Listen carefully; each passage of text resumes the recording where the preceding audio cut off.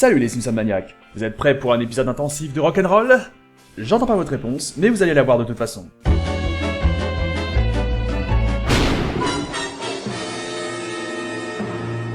Nous voici donc avec deux épisodes où Homer se remémore les rêves de rock de sa jeunesse à rêver de faire partie du milieu, puis côtoie masse de célébrités. Vu que dans Homer like a Rolling Stone, il va dans un camp musical puis a du mal à s'en passer, j'aurais pu aussi le comparer avec Cours élémentaire musical où Lisa s'épanouit dans un camp de musique puis a du mal à s'en passer. J'ai hésité à le faire d'ailleurs, mais ma tolérance à la douleur a ses limites. Je me passe de revoir Cours élémentaire musical de mon plein gré. On va se concentrer sur Homer alors aujourd'hui, hein. Là, je suis d'accord avec la majorité, Homer le rocker est mal classé sur Simpsons Park, Homer like a Rolling Stone, nettement mieux. Donc, Homer le rocker. Bon, déjà, il faut noter que le titre VF Homer le rocker, c'est partiellement vrai, c'est pas mal générique. Homer, bien que passionné, ne fait pas vraiment de rock dans cet épisode, et ne rencontre pas que des personnalités du rock. Je veux dire, Cypress Hill c'est plus du rap et du hip-hop, mais bref, c'est la VF. Le pitch pour ceux qui ne connaissent pas. À cause de la destruction du car scolaire, Homer amène les enfants à l'école et se rend vite compte avec ses références musicales qu'il est devenu ringard aux yeux de ses enfants. Il essaie d'être dans le coup, mais tout le ramène à sa condition de père dépassé qui a plus de 20 ans de retard. Eh oui, tout le monde ne peut pas être chébrant. Et ce premier acte particulièrement est lent. Franchement, le rythme est étonnamment lent, et parfois ça justifie quand le silence de la conversation entre Homer et les enfants fait partie du malaise volontairement instauré par la scène, mais au bout de plusieurs fois ça devient pénible. Et pareil lorsqu'Homer essaie d'être cool avec du vocabulaire de jeune, ça justifie car ses enfants sont censés trouver ça désuet, mais pour le spectateur, ça fait juste une scène filler, pas drôle et un peu longuette. Et même du côté transition peut être lent, je veux dire, on voit Homer déposer les enfants à l'école, puis transition vers la soirée quand il les ramène, et c'est inutilement long. Une transition de 2 secondes suffisait pour faire comprendre que cette fois c'était le soir. On en a passe presque 15 quoi. En tout cas, pour éviter de paraître trop dépassé, Homer dégote des billets au festival Hula Balooza à ses enfants. Homer qui a un peu le même genre de retour en arrière sur sa jeunesse dans le premier acte d'Homer like a Rolling Stone. Le pitch, alors qu'il est bourré, il est mis dans un taxi par Moe qui ne veut pas être tenu responsable d'un éventuel accident. Mais la nouvelle émission Low Cost à la télé, c'est des conversations dans un taxi, où on a un moment assez génial avec East Coast 2. Mais surtout, Homer y passe, alors qu'il était toujours bourré, enfin bourré en quelque sorte, mais peu importe. Il y a dévoilé ses rêves brisés, de rockstar notamment, et une certaine rancœur envers sa famille qui l'a empêché de le devenir. Certains Américains parleront du Jackass Homer dans cet épisode. Pour rappel, une version où les scénaristes l'écrivent moins bené maladroit et plus connard, mais un peu drôle donc ça passe. D'ailleurs, entre parenthèses, je rappelle ce qu'est le Jackass Homer, mais je ne sais pas si je vais encore le faire, si c'est bon, vous l'avez compris, et je vous rappelle inutilement un truc. N'hésitez pas à me le dire. Mais donc, pour quel passage? Celui-ci? Bon, il est bourré déjà, et ensuite, tout de même, ça l'humanise, on peut se sentir concerné par le fait qu'il évoque ses rêves envolés. Alors Jackass quand? Ses défenses de ce qu'il a dit dans le taxi, mais qui sont surtout maladroites? Je veux dire, mais oui, Mike Scully l'a écrit, donc forcément, comme pour les fans américains, c'est l'antéchrist responsable de la naissance du Jackass Homer, au revoir Esprit Critique, Homer est forcément le Jackass Homer, même si dans les faits non. Au point qu'un temps, ceux qui aimaient l'épisode aux USA devaient presque s'en excuser. Pensez, l'épisode ose être fun. Comment a-t-on pu penser qu'un épisode des Simpsons pourrait être fun? Heureusement apparemment le temps de la réhabiliter. En tout cas, difficile au moins de nier que tout va assez vite. Quand le début du deuxième acte d'Homer le rocker, où ce dernier essaie de se rebrancher avec la jeunesse, c'est pareil que le premier. Il rame, et l'épisode a l'air de faire de même, quoi. Toujours avec des petits moments de flottement, pas si terribles en soi, hein, mais fréquents. Et il y a les passages où Homer est presque gênant pour le spectateur, et pas seulement pour les personnages autour de lui, et même quelques-uns un peu étranges. Il est temps de te rebrancher avec les jeunes.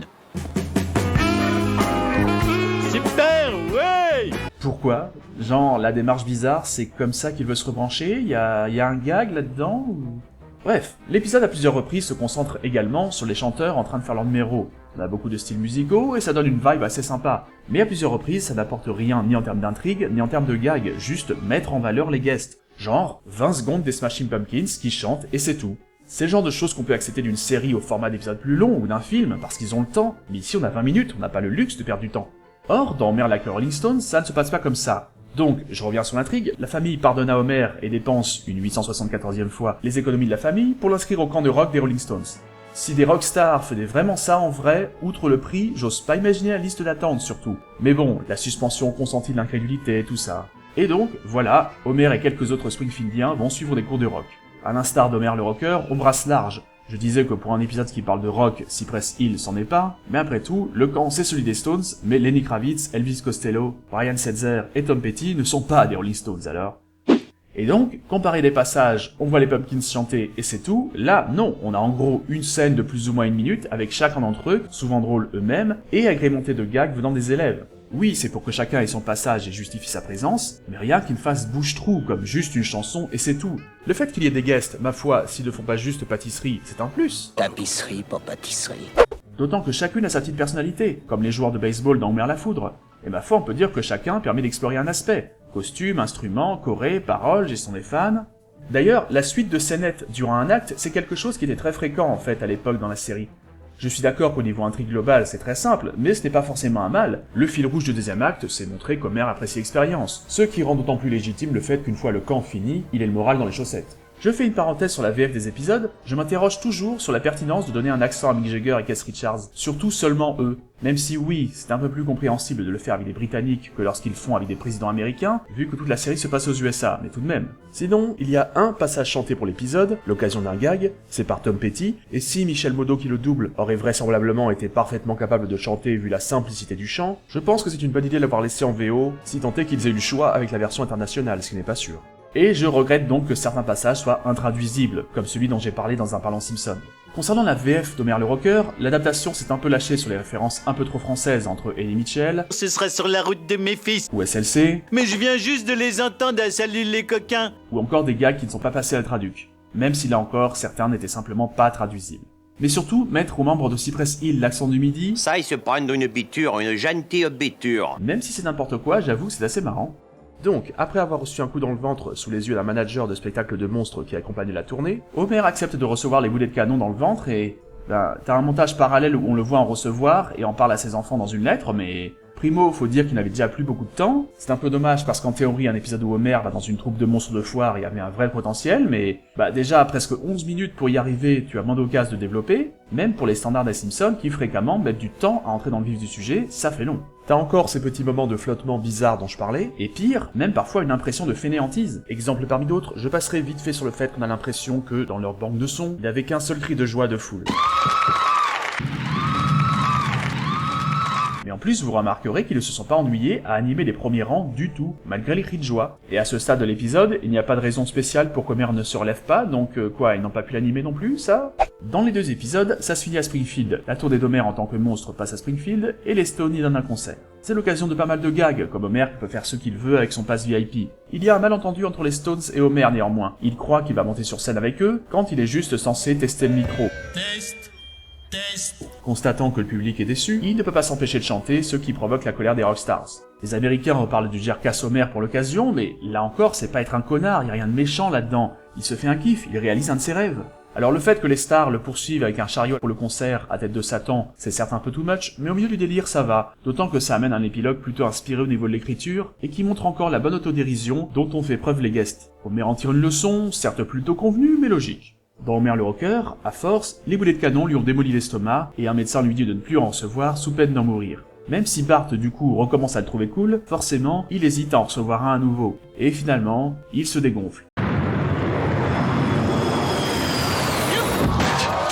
On notera les différences entre un épisode de la saison 7, finale totalement anticlimatique, à comparer à celui plus farfelu de la saison 14. Là encore, Homer en a tiré une leçon. Ses enfants le trouvant à nouveau ringard, la morale de l'épisode avec la dernière scène semblant être qu'autant l'accepter comme Homer et Marge le font, puisque c'est inévitable. Et oui, le conflit intergénérationnel est un sujet intéressant, et qui en un sens ne se datera jamais, chaque nouvelle génération connaissant un peu ce problème avec la ou les précédentes.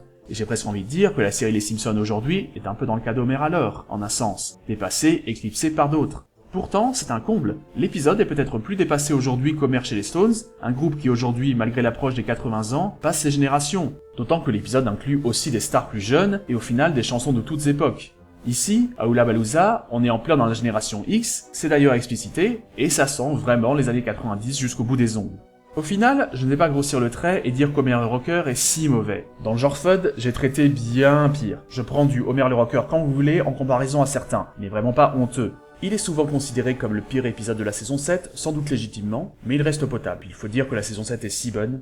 Mais s'il y a tout de même quelques bons gags, je n'ai trouvé aucun témoignage sur le net de quelqu'un disant qu'il avait trouvé l'épisode particulièrement drôle. Personne ne semble le trouver spécialement marrant, et ça, c'est peut-être le pire dans l'histoire. Tous les soucis que j'ai déjà soulignés auraient pu être sauvés avec ça. Mais non, ça reste un épisode assez dispensable. La comparaison avec son opposant du jour est nette. Homer like Rolling Stone a une intrigue plus simple et directe, mais la musique est dans le fond, elle ne prend pas le pas sur l'histoire, le rythme est plus rapide, les guests sont mieux utilisés, les gags fusent, c'est simplement un épisode terriblement fun à voir. Jusqu'au bout du générique, à tel point que dans mes vidéos, j'ai dû vous passer cette séance de voix une demi-douzaine de fois. À mon sens, c'est peut-être le meilleur de la saison 14, je conseille à fond. Allez, rock'n'roll les Simpson maniaques.